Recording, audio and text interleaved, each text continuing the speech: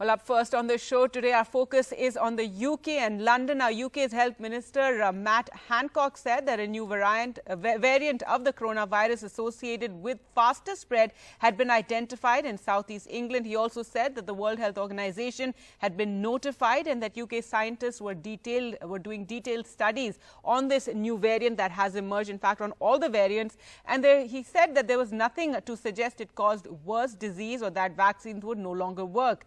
Now, this as London has gone under a stricter COVID lockdown from today due to the rising cases there. This is a 3-tier lockdown that is taking place in London from today. Well, to talk more about all this, we're joined by Dr. Veer Pushpak Gupta, National Health Service. Thank you so much, Doctor, for joining us again.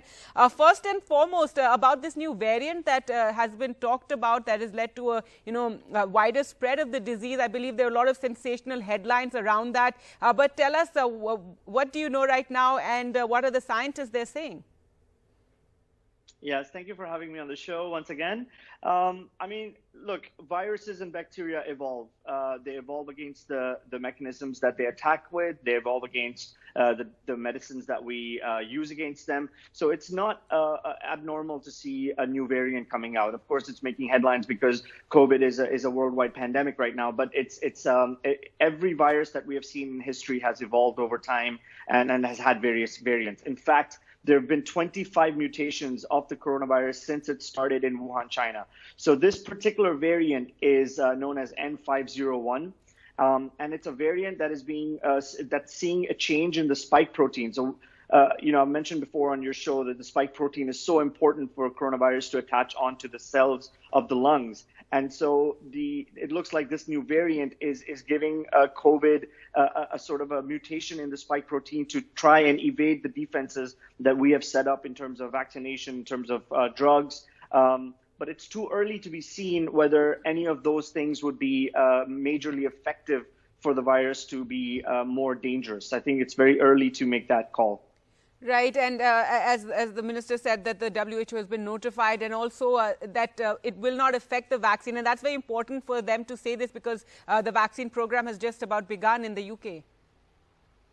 Yeah, absolutely. Look, it's very early. I mean, Pfizer just came out, Moderna, the Oxford vaccine is yet to come out, and remember, 99% of the virus that is there is of the variant that is going to be effective, or the vaccine is going to be effective against. This new strain has only 1,000 cases so far, mostly in the south to southeast England area. It's being observed very carefully by scientists. And if there is a variant that is going to be more faster spreading than the last one, then the vaccine will have to evolve as well. It happens every year with the flu. The seasonal flu evolves every year. There's a new vaccine that comes out. And maybe as we go down the line, we may have a new vaccine for COVID every year as well. All right. And the other big news is the 3-tier lockdown in London that comes into effect from today. And this is because cases have just been increasing. There's also talk of a relaxation of the lockdown around Christmas, something that has been criticized by the London mayor. Yeah, absolutely. I mean, there was 25,000 cases in a single day recently in England, and 20% of those cases were in London.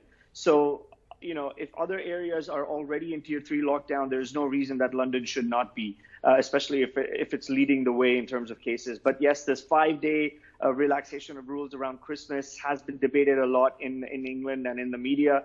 But I think when the majority of the country is celebrating Christmas, I think that it'll be very hard for the government to control people from meeting each other at that point.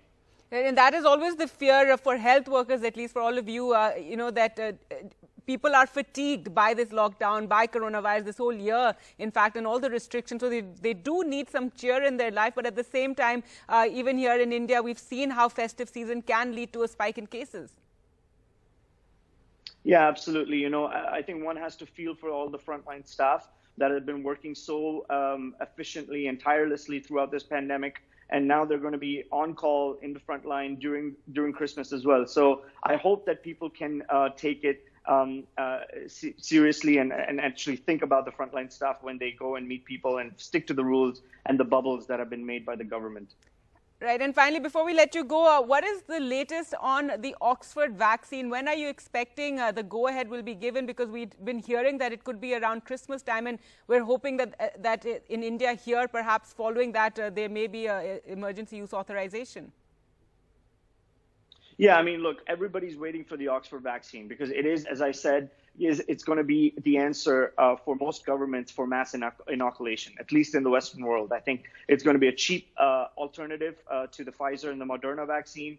The latest that I know about the Oxford vaccine is that an independent review had been done on their research and on their research methods, and it had been cleared by that independent review to be a very effective vaccine. So, I mean, we're just waiting for the government to make that decision. Of course, there's a lot going on right now in terms of the vaccination program, which has already started in the UK, and Brexit coming up in the next few weeks. So hopefully by the end of this month, we should have some good news on that front.